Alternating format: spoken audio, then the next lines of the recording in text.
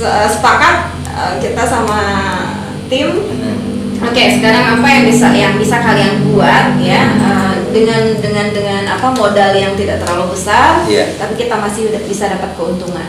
Produk itu laku di pasaran, ya nggak apa-apa lah, untung nggak terlalu besar seperti yang custom cake itu, tapi kita kuantitinya bisa diperbanyak gitu. Jadi tipsnya satu, pada saat kondisi seperti itu kita langsung cek pasar, apa kebutuhan pasar yang bisa kita penuhi dari produk kita. Terus yang kedua, kita mesti jangan idealis. Kita bukan mengurangi kualitas ya, ngecilin ukuran deh. Yang bisa kita jual custom cake itu misalnya ukuran round 20 itu 550.000 misalnya. Oke deh, nggak usah pakai custom cake, nggak usah pakai fondant, kita jual yang biasa aja, kayak Korean cake, kita yang cuma buttercream aja. Kira-kira berapa? Kita bisa jual di bawah 100.000 nggak? Bisa Bu. Bikin ukuran berapa? Kira-kira 14 cm. Oke, bikin eksekusi. Saya bilang, berapa jual? 85.000 bungkus dah. Kayak gitu kan. Jadi kita bikin tuh harga disesuaikan ya. Harga disesuaikan. Jadi memperkecil ukuran, kualitas, rasa sebagainya tidak kita kurangin, resipi tetap sama gitu. Cuman karena lebih kecil kita bisa jual lebih murah dan itu lebih terjangkau gitu. Orang-orang nggak mikir gitu untuk mengeluarkan uang di bawah 100.000 tuh masih oke lah gitu kan. Nah, itu yang kita lakukan. Terus yang ketiga, kita harus cepat-cepat cari peluang yang baru gitu. Kita menciptakan tren yang baru gitu. Karena tren-tren yang kue ulang tahun ini kan sudah selesai kan. Nah, satu lagi, bisnis is momentum kan. Kita harus selalu memanfaatkan momen yang ada gitu. Pada saat momennya ada, itulah kesempatan kita untuk menjual sebanyak-banyaknya, sebesar-besarnya gitu, mencari keuntungan sebesar-besarnya dengan produk yang juga luar biasa. Pada saat momennya sudah selesai, kita harus menciptakan momen yang baru lagi. Kita harus menciptakan tren sendiri gitu. Kalau nggak seperti itu, kita gerus. Banyak yang mati itu karena udah hopeless aja, udah lu mau ngapain aja, produkku nggak laku gitu kan. Mau bikin apa lagi gitu. Sebetulnya enggak. Inovasi terus ya. Betul, inovasi. Atau kita mau recycle produk lama kita keluarin lagi, itu nggak masalah gitu. Nggak dosa kan. Yang penting orang-orang suka sama produk kita. Oke, roti, kita bikin roti. Roti itu terjangkau dan semua orang suka roti. Dan roti itu bisa untuk setiap momen. Mau sarapan oke, cemilan siang oke, ya kan sore buat ngeteh, buat ngopi nggak masalah. Nah, akhirnya kita bikin roti, bikin donat. Bakery-nya kita naikin. Jadi sekarang kita ada bakery-nya juga, ada donatnya, ada pastry-nya juga. Semua produk kita lengkapin. Jadi nambah ini ya, macamnya ditambah gitu ya. Nambah macamnya, terus kita juga bikin frozen juga gitu ya, yang bisa buat solusi di rumah tangga juga gitu kan. Mereka tinggal nyiapin di rumah, tinggal nangatin sendiri ya. Kita udah buat bisa risol di frozen atau sosis Solo di frozen, jadi mereka bisa goreng sendiri di rumah gitu. Jadi yang pertama tadi perkuat internal ya di dalam ya, artinya kita harus kompak ya. Benar. Terus saling mengerti lah mungkin ya. Saling mengerti. Kondisi saya seperti ini gitu kan. Kita akan kita sedang menghadapi satu situasi yang sangat sulit, dan saya mohon pengertiannya. Untuk beberapa waktu ini mungkin tidak ada kenaikan gaji ya kan. Kita udah bisa makan aja udah syukur. Tapi kamu hebat, bisa menghindari PHK itu ya nggak semua orang bisa lakukan. Dan itu sebetulnya bisa dicapai dengan itu ya. Artinya kita komunikasi ya dengan mereka ya. Jadi saya lebih memilih kita menciptakan produk baru, menaikkan penjualan daripada saya harus memberhentikan karyawan. Kalau nggak kebangetan banget itu orang yang dablek nggak saya keluarin gitu. Masih bisa kerjasama, masih bisa saling support ya. Oke, masih kita bisa berjumur sama tapi kalau misalnya udah mendablek banget, ngomongin perusahaan segala macem gitu ya, curang apa segala macem, ya baru lah ya. Tapi sejauh ini saya sih belum pernah sampai kayak gitu sih kan. Yang mereka resignnya tuh yang perempuan karena menikah kan, nggak dapet izin dari suami atau ikut suaminya ke daerahnya gitu kan. Terus karena sakit, karena meninggal. Kita ada 3 orang karyawan kita yang meninggal. Kalau mereka suka di upgrade nggak ininya? Iya, saya untuk masing-masing divisi itu saya tambah ilmunya di upgrade. Ilmunya untuk yang misalnya admin, saya tambah product knowledge-nya, tambah keahliannya dengan marketing online misalnya. Ya kita mengikuti perubahan teknologi ya. Terus kalau untuk yang di bagian bakery-nya, saya sekolahkan mereka gitu kan, kayak custom cake ini kan kita jadi produk unggulan kan. Nah saya sekolahkan 2 orang karyawan saya untuk menjadi tenaga ahli untuk pegang yang custom cake itu. Terus untuk yang dekorasi ya, untuk yang bakery-nya saya panggilkan chef ya, saya produk baru apa nih yang sekiranya bakal booming di tren di 2021, 2022 nanti trennya apa dia sih? ini ya, mantol aja. Iya, jadi di-upgrade terus sih semuanya. Termasuk diri saya sendiri, saya selalu mengupgrade gitu. Pelatihan apa itu saya budgetkan setiap tahun itu ada pelatihan baik untuk saya ataupun untuk karyawan saya, dan saya adakan program umroh untuk karyawan. Oh ada ya? Ya, jadi untuk yang masa kerjanya sudah di atas 5 tahun, loyalitasnya sudah teruji, amanahnya sudah teruji, ya akhlaknya juga baik, ya saya berangkatkan umroh. Bahkan mungkin haji. Kamu masih ini tuh optimis dengan bisnis? Masih bang. Masih ya? Masih. Pulangnya masih besar banget. Pikiran positif aja ya? Positif banget. Pasti awal tuh marketnya masih ada masih, ya? Iya. Masih bagus, dan kita kan baru ada di Tanah Sareal. Kan Bogor Barat, Tanah Sareal. Kita belum jangkau ke Bogor. Bogor itu sendiri tuh masih luas. Paynya tuh kalau dipotong itu masih luas untuk segmentasi pasar. Kamu ada rencana ke situ untuk? Ada cita-cita ke situ lah ya, ekspansi ada ekspansi ada. Saya sih cita-citanya Raktas Cake itu harus ada di seluruh kota besar di Indonesia. Amin. Ini waktu asal ya. Waktu asal. Insya Allah doain dijawab sama Allah ya. Mimpi ya. Nah iya betul. Mimpi punya cita-cita. Luar biasa kamu gitu. Iya. Benar-benar. Ada suka duka yang ini nggak, yang memorable banget lah gitu. Misalnya bikin kue terus sampai, tapi udah ya waktu itu ya yang. Tapi itu kan yang 4.000 itu mah terjual lah gitu. Terjual. Alhamdulillah. Yang memorable banget tuh aku sampai sekarang ini ada satu toko kue cukup besar di Kota Bogor. Kita consignment sama mereka. Dia masih punya utang sama kue. Itu memorable itu. Dan itu kasus satu kayak Kota Bogor, kalau mau tahu kan. Jadi dia itu ada namanya koperasi kita ya, lokasi di Jalan Pajajaran. Itu mereka pakai dana UMKM untuk mereka bikin pabrik sendiri, bikin pabrik keju atau apa gitu ya. Itu kasus banget itu. Jadi kalau pengusaha itu sebenarnya apa yang paling diingat itu kalau nggak dibayar. Benar. Sama kan? Iya. Proyek sama aja. Mau apapun jenis bisnisnya, yang melok itu kalau nggak dibayar kan? Nah itu ada ya, sering kejadian nggak? Itu yang mentok banget itu. Terus kalau hotel biasa paymentnya mundur.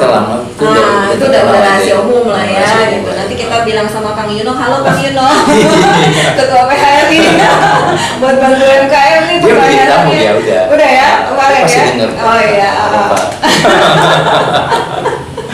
Ya kayak gitu. Terus banyak sih. Pernah bikin kue terus gagal busuk itu enggak ya? Kue diantar rusak pernah. Oh rusak. Kita ganti lagi. Bayangin dong, custom cake sampai tempat rusak ya kan. Gue balik lagi, gue benerin lagi gitu. Terus dapat orderan yang mendadak sering banget. TG itu kasih orderan jam 11 sama saya jam 1 udah harus jadi itu kue. Oh gitu. Iya. Itu kemarin waktu ulang tahun Pak Wali. Tapi bisa ya? Bisa, kelar. Seberapa cepat kamu bisa bikin kue itu? Kalau dari baking sampai covering sampai decorate sampai selesai itu 3 jam waktunya, 3 jam 4 jam lah gitu. Kalau non-stop dikerjakan ya tanpa ada. Kalau udah ada cake-nya itu 1 jam kelar. 1 jam kelar. Dekor itu 1 jam kelar. Kalau udah ada base cake-nya ya, yang lama kan kita bakingnya kan, bakingnya yang lama gitu. Apalagi kalau yang roti itu kan butuh setengah jam untuk proofingnya kan, nggak bisa. Roti itu nggak bisa dadakan deh. Ya minimal lo pesen malam besok pagi masih jadi kelar. Gitu. Tapi jangan pesen pagi buat siang nggak kelar. Soalnya kan banyak juga orang-orang yang bisa nggak besok pagi gitu ya? Iya, itu banyak banget itu. Teleponnya ada jam berapa itu nih? Itu kerjaan pejabat-pejabat. Itu maksud gue, ya kan? Iya, lucu banget itu. Tapi itu kan sebenarnya kayak tantangan ya. Challenge itu. Wah, iya, udah ada yang lewat. Siap aja dulu ya. Siap aja dulu. Lu mau lembur, mau tuh guling-guling kayak mau kayak gimana lu kerjain tuh kerjaan. Iya benar-benar. Tapi alhamdulillah sih ketika berhasil soalnya itu jadi keren banget. Itu sering banget. Kemarin tuh beberapa kali. Itu ya. Iya, beberapa kali tuh telepon jam 8 malam buat jam 8 pagi. Karyawan udah bubar dong. Teleponin satu-satu. Masuk lagi ya. Oh gitu ya? Iya, masuk lagi ini ada orderan dadakan. Biasa kan untuk yang pejabat-pejabat gitu kan mereka udah kepengen harus kalau order ya. Iya, langsung jadi gitu loh, custom cake ya kan, segala macem itu udah harus siap. Kita mau begadang, pokoknya gimana caranya deh, orang nggak perlu tahu deh kita jungkir baliknya kita, ya kan capek-capeknya kita tuh orang nggak perlu tahu deh, yang penting udah jadi kelar, udah beres gitu.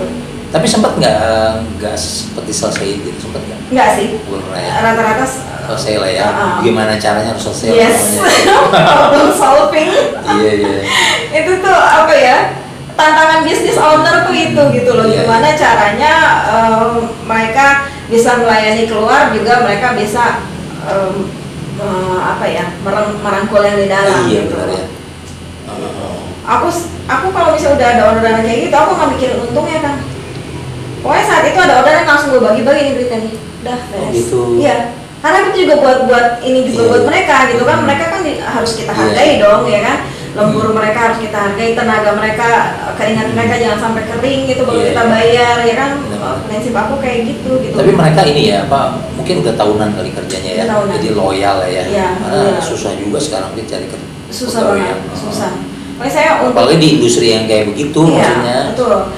Untuk menyekolahkan seorang karyawan itu saya berpikirnya matang-matang banget gitu. Saya udah uji dulu loyalitasnya, amanahnya, kejujurannya, akhlaknya. Penting itu sholat 5 waktu aja. Udah. Udah sholat 5 waktu akan menjaga orang untuk berbuat curang. Nah, mereka kan udah terbiasa seperti itu ya. Udah kebiasa ibadah jadi ya polanya mereka saya udah ngerti lah, nih anak gak akan macam-macam. Aduh luar biasa nih ya. Jamnya kerja, ibadah udah diatur ya. Ya, pokoknya harus lah. Kalau perlu sholat zuhur itu kita berjamaah lah. Setiap Jumat itu kita ada pengajian lah gitu. Ya buat internal kita lah gitu kan. Ngaji bareng habis asar atau tutup dulu toko sebentar, kita ngaji dulu di basement gitu kan. Ya buat ruhiyah gitu kita harus jaga gitu kan. Saya tuh bisnis tuh orientasinya bukan buat dunia doang sih, bukan buat akhirat juga gitu loh.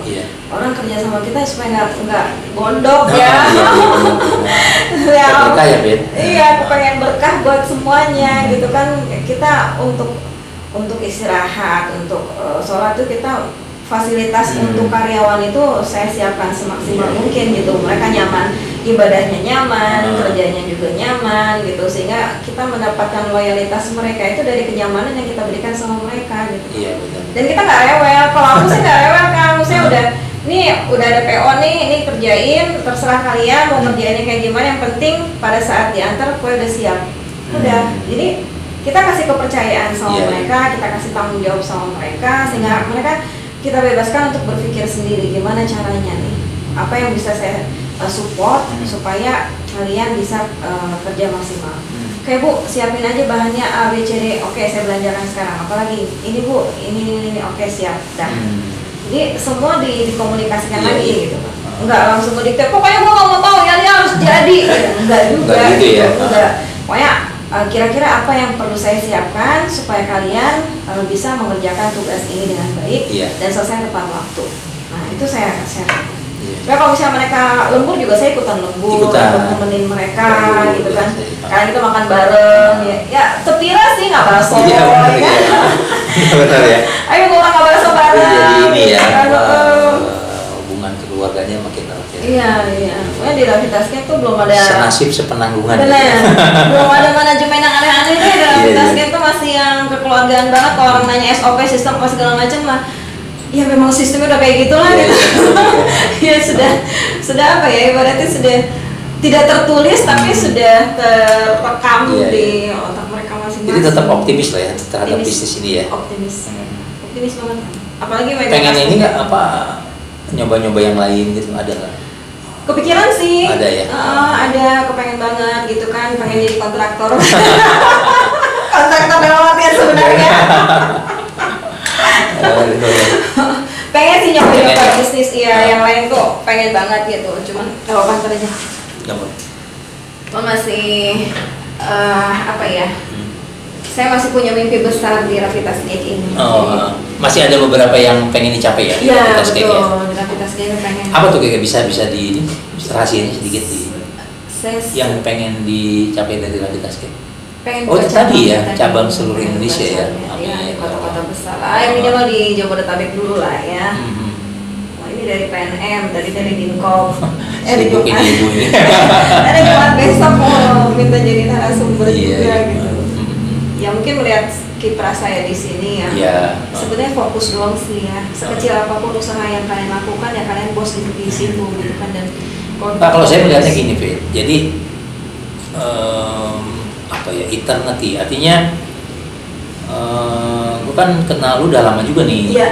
10 tahun adalah. Ada 2 kali kepemimpinan. Iya, 10 tahun gitu. Terus gue perhatiin gitu. Aku suka merhatiin satu-satu gini. Ini orang konsisten juga ya. Maksudnya dulu waktu pertama ketemu dia ngomonginnya itu kue gitu kan, lanang ngomongin itu ini. Ngomong UKM. Iya. Berapa tahun ketemu ngomonginnya masih itu.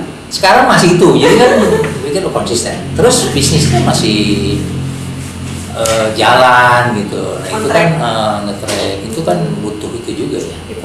Effort, terus kesungguhan ya. Terus ya serius, tekun satu bidang itu ya sampai inilah gitu. Jadi kan jadilah expert di duniamu. Itu sih. Iya. Jadilah ahli di bidang. Iya. Kalau menurut gue sih lu tinggal nunggu ininya aja lah. Boomingnya. Gitu kan. Bener. Bener waktu dari lu aja kan. Kalau gue lihat orang tuh gitu masih di situ jalan 10 tahun masih itu ya mudah-mudahan ya. Ya bener sih ya. Kan? Seiring waktu pertambahan waktu tuh ya aku pribadi mengalami peningkatan yang signifikan dalam bisnis aku sendiri gitu ya. Tadinya di rumah cuman ngerjain 10 box ya kan. Paling banyak dulu box gitu. Sampai ada cerita Sabtu Minggu nih gue bikin orderan sendiri custom cake ya kan 8 biji, hari Seninnya gue masuk rumah sakit tipes. Itu pernah ngalamin. Katanya kalau jadi pengusaha itu harus tipes dulu. Iya itu benar juga tuh. Kalau belum tipes jadi pengusaha katanya gitu kan. Ya udah ngalamin sih. Jadi ya tapi ini memang ini ya, cake ini memang pilihan pertama ya. Sebelumnya kan orang kan suka ada juga tuh yang pertama nyoba apa dulu terus akhirnya ke cake, tapi ini nggak langsung ya. Ada ya. Langsung ke cake ya. Langsung ke cake ya. Dan kita di Ravitas Cake juga kita ikut bantu menjualkan produk-produk teman-teman UMKM juga. Jadi kita jadi sentra UMKM juga. Oh ya kamu punya itu kan, punya outlet. Bukan kelompok komunitas. Ya Bogor Berdaya. Terus bertemu dengan teman-teman yang satu frekuensi sama kita itu kan bikin kita semangat ya.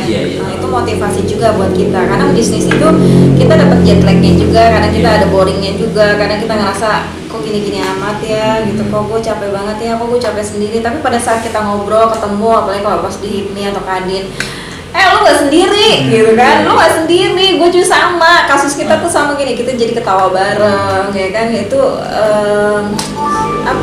ibaratnya tuh healing emosional gitu ya, emotional healing ya, buat ketemu sama teman-teman ngobrol bareng. Buat refresh juga ya. Refresh juga gitu. Jadi makanya aku bikin mentoring untuk teman-teman UMKM pemula gitu ya. Kalau itu di Bogor Berdaya tuh konsepnya memang seperti itu. Jadi teman-teman yang baru datang ke kita untuk belajar. Teman-teman yang sudah ibaratnya ya ada grade-nya ya, yang sudah menengah ke atas itu mereka datang untuk silaturahmi. Kan? Atau mereka membagikan ilmunya lagi kepada bawahannya gitu kan. Ada generasinya. Jadi manfaatnya itulah ya. Banyak banget ya. Banyak teman ya, networking nambah. Betul, ya. Dan bisa curhat juga. Ya. Trust, pertama trust kan. Trust ya. Kepercayaan itu kan susah banget kita dapetin ya. Ya alhamdulillah teman-teman selama ini ya aku berteman sama mereka nggak ada masalah inilah gitu ya yang serius gitu nggak sih. Alhamdulillah justru kita saling isi ya, saling melengkapi juga, saling cover juga gitu kan. Kalau ada yang punya masalah ya kita bantu bareng gitu kan. Itu sih justru curhat-curhat mereka tuh ya lu senasib sama gue gitu kan. Ternyata oh iya ya gue nggak sendiri ya gitu. Ternyata itu perlu juga sih itu. Perlu banget gitu. Kadang-kadang kita down ya, kita ngerasa sendiri gitu. Pada saat kesusahan kemarin ya kan, gue butuh investor, gue butuh supplier, gue butuh distributor dan sebagainya, itu mereka langsung kompak gitu. Teman-teman yang punya uang nih gue bantuin Fit nih, gue invest di lu ya gitu kan. Itu juga alhamdulillah gitu. Teman-teman beberapa lain dari teman-teman HIPMI itu kemarin juga support aku juga gitu kan. Secara materi, secara motivasi itu juga mereka support banget gitu. Mereka juga ngeliat sepak terjang gue gitu kan. Itu yang orang gila emang gitu kan. Kita kalau nggak gila nggak hidup kan. Aduh luar biasa nih kita nih ya. Superwoman gitu lah. Sedikit mengenai ininya Fit. Lu lahir di mana sih? Numpang lahir doang sih di Jakarta. Oh, nanti di Jakarta. Stay di Bogor, sempat juga tinggal di Semarang juga sempat waktu SMP. Sempat ke Semarang. SMP gue di Semarang. Sampai SMP di Semarang. SMP ya. SMP kelas 3 balik lagi ke Bogor. SD, SMP Semarang. Oh enggak. SD di Bogor, TK SD di Bogor. SD di Bogor di mana? SMP kelas 1 di SMP 4 Bogor. Kelas 2-nya di Semarang, kelas 3-nya balik ke SMP 2 Bogor. Jadi gue punya 3 SMP. 4 Semarang 2 gitu ya. Kalau SD mana? SD sih di daerah Semplak. TK Angkasa dulu. Di situ. TK Angkasa, SD Angkasa gitu di situ. Makanya selalu ingin mengangkasa. Kuliah Pakuan. Terus S2 di IPN. S2-nya di Ekonomi Pertanian IPB. Apa yang diingat dulu Bogor zaman dulu apa ya? Bogor zaman dulu itu asri banget. Lu ngaku orang Bogor apa sebagai orang Semarang? Bogor sih. Bogor sama Semarang itu jauh banget. Bogor itu nyaman banget gitu. Nyokap kan Bogor kan? Iya. Nyokap yang dari Jawa. Dulu lagi zaman SD SMP di mana? Di Bogor. Di daerah mana? Di daerah ya sekarang ini yang gue ceritain yang banyak sawahnya. Di Kaymanis ya? Kaymanis. Pernah nggak sih dulu dengar cerita Petrus penembakan misterius? Tahu. Itu daerah gua. Di situ. Nah, tempat gue itu zaman dulu dibilangnya tempat jin buang anak. Iya. Ya yang gua tahu itu dulu kalau mau kesana, dulu kan Jalan Baru kan masih satu. Lu tahu nggak itu? Tahu, gua ngalamin banget. Itu tuh bis yang lewat tuh cuma bis saudara persada Ita itu, saudara Anta itu. Jauhnya luar biasa. Lu merasa di luar Bogor berarti itu? Iya, bener. Gue tinggal di Bogor Coret, yang tidak ada peradaban di situ. Biar orang juga tahu ya Bogor dulu kayak gimana ya. Kaymanis dulu kayak gimana sih? Itu cuma hamparan sawah aja, rawa, ya. Masuk ke daerah gua tuh kanan kiri rawa, rawanya benar-benar rawa yang airnya juga masih dalam, masih bersih dulu juga. Dulu tuh zaman Presiden Soeharto itu kita di rawa itu kita jadi kelompok pencapir ya. Dulu ada pencapir ya. Ya, berarti usia kita nggak jauh. Iya, main sawah, mancing ikan, itu tuh senang banget gitu. Serius, setiap malam jam 1 jam 2 malam itu ada suara tembakan. Besok paginya lo temuin itu ada karung di lapangan. Apa duit? Iya. Jadi karung itu udah preman-preman bertato tuh ya. Petrus ya, penembakan misterius ya. Jadi kita nemuin pagi-pagi itu warga nemuin karung. Lu sempat lihat nggak? Sempat. Iya. Sempat dulu kalau ada ini Instagram ada Facebook punya udah viral, gue fotoin gitu kan. Itu gue nyaksiin banget. Sampai udah nggak ada ketakutan lagi gitu. Iya emang gue dengar dibuangnya di situ. Iya. Tapi pernah sih ada pocong sekali. tapi nggak bikin kita takut gitu loh, karena memang ya dulu tuh memang memang lingkungannya seperti itu, kita benar-benar ya kalau sekarang sih kayak si bolang gitu ya, bocah petualang tuh benar-benar gue tuh zaman dulu tuh bocah petualang banget ya, main kasti kan, kita bikin itunya tuh dari benar-benar kayu yang kita serut, yang kita ini seru banget gitu. Ya gue ingat tuh dulu satu jalur jalur yang gede banget itu sampai ujung perempatan Kemang itu kan, iya sampai situ, terus jalannya juga masih batu-batu dulu kan. Gue ngalamin banget. Kayu Manis itu yang ke kanan ya? Iya. Di situ ya. Kayu Manis itu desa Kayu Manis, kecamatan Manasarela. Terus ke bawahnya tuh masih yang jurang-jurang gitu tuh masih. Apa yang lo ingat? Ya itulah kali. Serunya tuh tempat kita tuh jadi sering dipakai tempat syuting. Zaman dulu. Syuting penjahat. Karena kan itu lembah kan, turun kan. Serius. Itu dan gue juga nonton film ya. Dulu kan cuma satu stasiun televisi kan, cuma TVRI doang kan. Gue syuting malam ini 2 hari udah, 3 hari udah tayang kan. Nah itu ya kayak gitu. Sempat ngeliat dulu. Ngeliatin itu proses syutingnya gitu kan, sampai penjahat itu pakai. Kalau ada yang syuting kan masyarakat biasanya kumpul. Iya benar. Sampai sekarang sih keponya kan. Iya benar. Indonesia tuh nomor 1 kepo kan. Jadi kalau ada syuting itu udah kita kayak orang hajat aja gitu kan, kita nonton gitu. Itu udah berapa kali tuh aku nyampe. Lu sekolah naik apa ke SMP 4 naik apa? Ya, saya SMP 4 tuh naik angkot, ongkosnya masih 50 perak. 100 perak. Iya. Kan masih. Iya. SMP 4 tuh di sini loh dekat. Iya di sini. SMP 4. Lumayan jauh juga di sana gitu. Lumayan.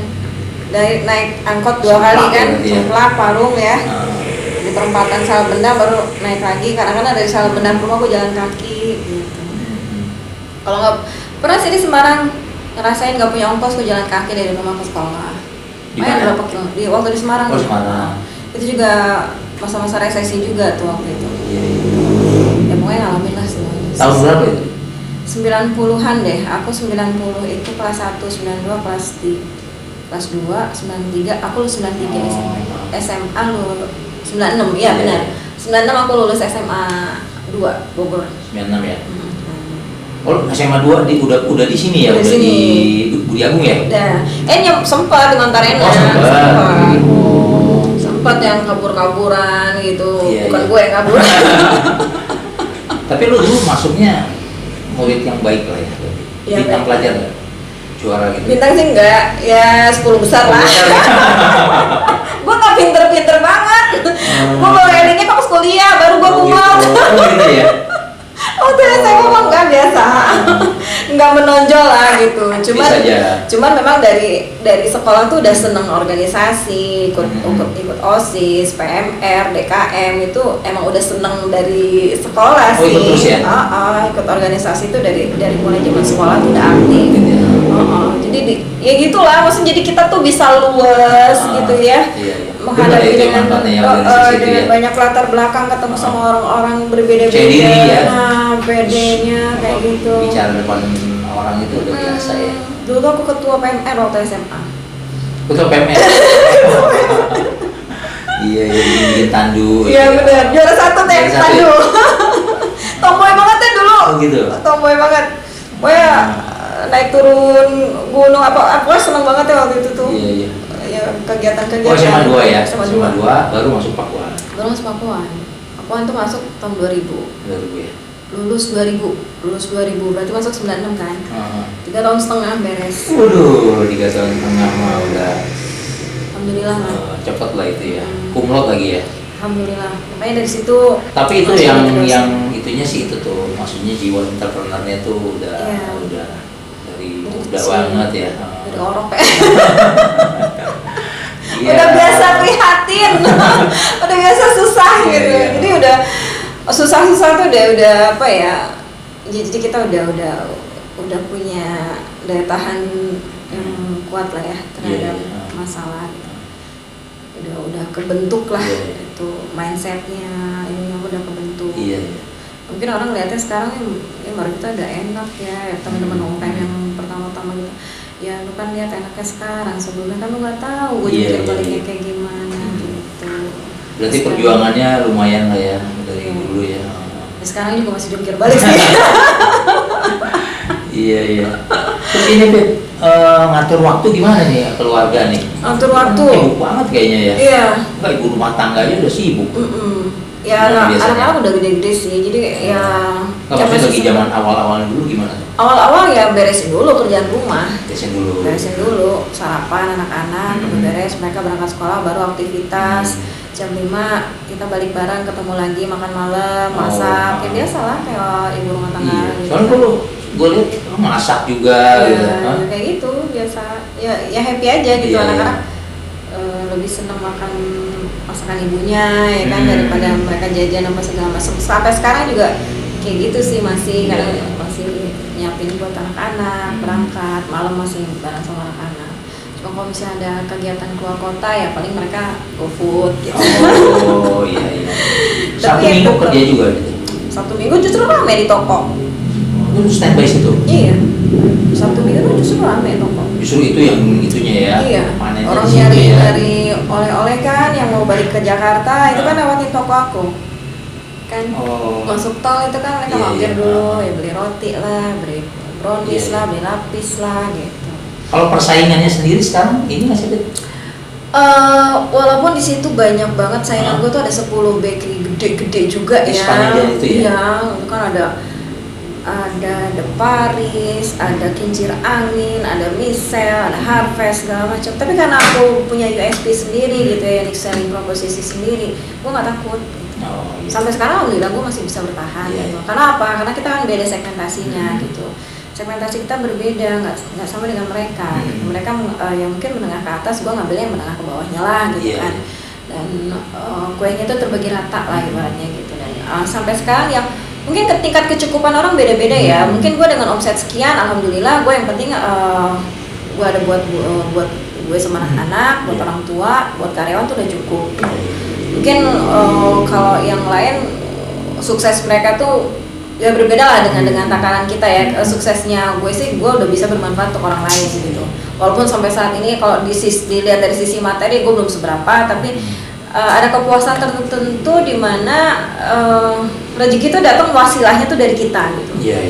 Kita jadi wasilah rezeki untuk orang lain, wasilah keberkahan untuk orang lain.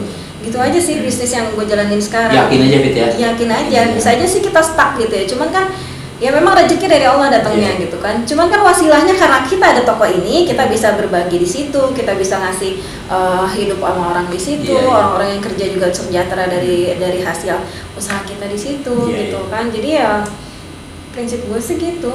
Daripada gue mesti ngeberhentiin pegawai, ya mendingan gue berusaha payah untuk ningkatin omset gue gitu, ningkatin penjualan gitu. Luar biasa. Kayak gitu sih. Satu ini ya. Iya, makanya sering banget tuh sama mentor-mentor, gila lu ini nih belanja pegawai lu gede banget nih 30%. Ini nggak boleh nih, harusnya belanja pegawai itu di bawah itu. Ya nggak apa-apa sih, gue bilang gue. Iya ya. Gue lebih prefer memanusiakan manusia gitu loh. Iya, ya kan ada ya, maksudnya orang tuh tambah kaya tambah pelit gitu ya, tambah neken ke pegawai, tambah hitungan ke pegawai. Aku tuh nggak bisa kayak gitu. Apapun kesulitan mereka tuh, aku selalu pengen bantu karena memang aku bikin usaha tuh ternyata memang untuk bantu orang gitu. Pengen orang itu sejahtera di tangan kita gitu sih. Jadi seberat apapun ya the show must go on. Biasa. Keren. Terakhir nih Fit, lu ngeliat Bogor sekarang gimana sih? Jadi dulu kan ya Bogor ya, besar di Bogor, terus sekolah juga di sini lah, sepanjang sekolah ya. Bogor tuh sekarang crowded banget ya. Crowded ya. Persaingan juga ketat sekarang. Dan persaingan itu justru bukan dari bakery yang besar itu, justru dari teman-teman sesama bakulan. Yang mereka tuh datang tempat gue terinspirasi, mereka bikin produk yang sama gue. Yang newcomer-nya gitu? Iya, justru sorry ya teman-teman yang gue mentoring, itu mereka bisa bikin produk yang sesuai dengan produk gue dan tiba-tiba mereka jual produk yang sama gue gitu. Oh itu. Nah, jadi apa yang gue ajarin, mereka bikin produk yang sama, mereka juga jualan produk. Tapi ya itu lagi, balik lagi rezeki itu kan di tangan Allah gitu kan. Semakin banyak ilmu yang gue kasih sama mereka, yaitu selama mereka mengamalkan ilmu dari gue kan, insya Allah pahalanya juga ngalir ke kita gitu kan. Justru ya dari situ itu gitu. Justru sekarang kan yang gencar produk rumahan. Iya benar ya. Yang bikin frozen sendiri, yang bikin kue ulang tahun sendiri, yang mereka juga bikin market sendiri gitu. Justru pesaing kita tuh orang-orang mahal sekarang. Itu ya. Justru teman-teman banyak murid-murid lo yang udah ini belum itu? Ya udah, alhamdulillah. Established juga ada? Udah ada. Jadi beberapa teman-teman mahasiswa juga ada banyak yang aku mentorin tuh di teman-teman IPB ya. Dari mulai mereka planning bisnis sampai bikin kemasan sampai produk mereka siap dijual juga ada sih. Ya itu balik lagi ya ke individunya masing-masing. Kalau mereka memang tough, mereka bisa bertahan dan mereka mau berjuang, ya sampai sekarang mereka established. Tapi kalau misalnya yang nyerah gitu ya, yang nggak bisa, ya udah wassalam gitu. Tapi pernah nggak dalam hidup ada satu poin terendah gitu ya, terus udah kayak gini, udah capek nih gue jadi pengusaha gitu, ada pernah nggak ya? Pernah lah ya. Pernah sampai nggak bisa gaji pegawai juga pernah. Tapi kemungkinan bangkit lagi gitu ya. Sampai nggak punya uang spesial pun pernah, rekening 0 pernah. Bahkan minus. Iya lah. Kalau pengusaha mah, kalau belum gitu mah, belum pengusaha ya gitu ya. Pernah lah, nggak bisa makan juga pernah gitu kan.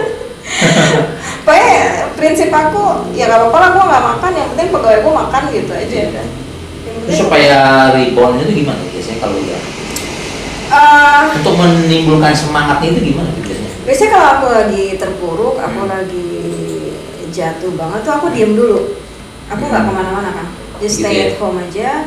Dulu ya di kamar lo ya dengerin murotal lah, dengerin musik lah, kalau lu cuma tidur dari pagi sampai sore, pokoknya lo me time lu tuh di situ gitu. Bener-bener yang udah penat banget ya, nggak mau ketemu orang dulu deh, gitu. Ya seminggu 2 minggu gue pengen bener-bener ngurung diri gitu ya, ngurung diri, terus evaluasi di situ, gue list lagi kekurangan apa.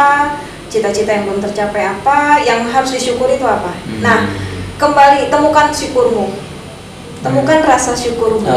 Iya, kita bersyukur sama Allah, itu dulu gitu. Kita masih bisa nafas, kita masih bisa makan, kita masih punya tempat tinggal, kita masih punya kendaraan. Kita lihat keluar orang masih ada yang mau lebih parah dari kita. Nah, setelah itu baru gue bangkit. Gue lihat tuh satu-satu tuh muka pegawai-pegawai yang mereka tuh menaruh harapan sama kita, dibayangin satu-satu. Kalau gue off, mereka nanti gimana gitu kan, anak istrinya, apalagi yang suaminya kemarin meninggal ya kan, artinya kan itu jadi anak asuh kita kan, ya kan, jadi tetap dia itu mengamak, Bu, saya titip anak saya, itu kan amanah buat gue gitu kan, itu tanggung jawab gue nih gitu kan, ngebesarin anak otomatis pasti akan aku handle dong ya, karena dia 8 tahun hidup sama aku gitu kan, kita suka duka bareng banget. Saya nggak akan meninggalkan ibu sampai saya yakin ibu bisa berdiri sendiri. Jadi dia juga ngalamin sih yang gue nggak bisa ngegaji apa segala macam tuh, dengan apa ya, saya nggak akan ninggalin ibu tenang aja, apapun yang terjadi saya support. Diyakinkan aja ya. Iya gitu, dan ya alhamdulillah aku dapat kekuatan justru dari mereka juga gitu loh. Kita lagi nggak punya uang, kita lagi sepi nih, dan nggak ada yang bisa kita kerjakan. Nggak apa-apa, Bismillah, ayo kita bangkit bareng-bareng, kita berjuang bareng-bareng. Tips terakhir dari Teh Rafitas. Teh Rafitas lagi. Rafitas. Tips. Balik lagi ke tadi ya, prinsip aku tuh khairunas anfa'uhum linnas itu. Jadi bagaimana kita bisa jadi manusia yang bermanfaat untuk orang lain. Kalau kita udah ingat prinsip itu, seberat apapun masalah kita, insya Allah akan terselesaikan gitu dengan sendirinya. Dan bermanfaat bagi orang lain. Iya, manusia yang paling baik itu adalah manusia yang bermanfaat untuk orang lain gitu ya. Jadi prinsip aku tuh itu, sekecil apapun effort kita harus bisa memberikan manfaat untuk orang lain gitu. Ya walaupun masih sedikit yang bisa kita berikan gitu ya, belum besar seperti Kang Heri gitu ya. Tapi setidaknya kita bahagia lah ya kalau melihat orang bahagia karena kita gitu. Dan satu hal lagi, jangan pantang menyerah ya, terus optimis dan selalu berprasangka baik atas qadarullahnya Allah ya, atas kehendak Allah ya. kita terima dulu semuanya, baru kita resapi, kemudian kita segera bangkit untuk mencari solusi. Kalau kita punya masalah itu jangan fokus pada masalahnya, segera fokus pada solusi. Gitu sih. Thank you, Bet ya. Ya. Udah datang. Seru ya. Seru banget. Sampai berkali-kali jatuh. Benar. Ya. Lu udah ini sih ya, public speaker sih, jadi gue dengerin aja. Gak usah dipancing-pancing lagi. Iya. Mudah-mudahan doa kita semua, Rapitas Cake terus eksis, Bet. Amin, ya. amin. Bisa tambah besar, Amin. segala cita-cita lu tercapai. Amin, Ya. amin. Selalu dilindungi Allah SWT. Amin ya Allah ya Rabbal Alamin. Doa yang sama juga buat Kang Erik, Iya, sehat selalu, tambah sukses, berkah berlimpah. Amin. Demikian pemirsa Ya. pembicaraan saya dengan Teh Rafita. Semoga bisa menginspirasi buat kita semua. Ya. Assalamualaikum warahmatullahi wabarakatuh. Waalaikumsalam warahmatullahi wabarakatuh. Makasih Kang Erik. Thank you, Bit.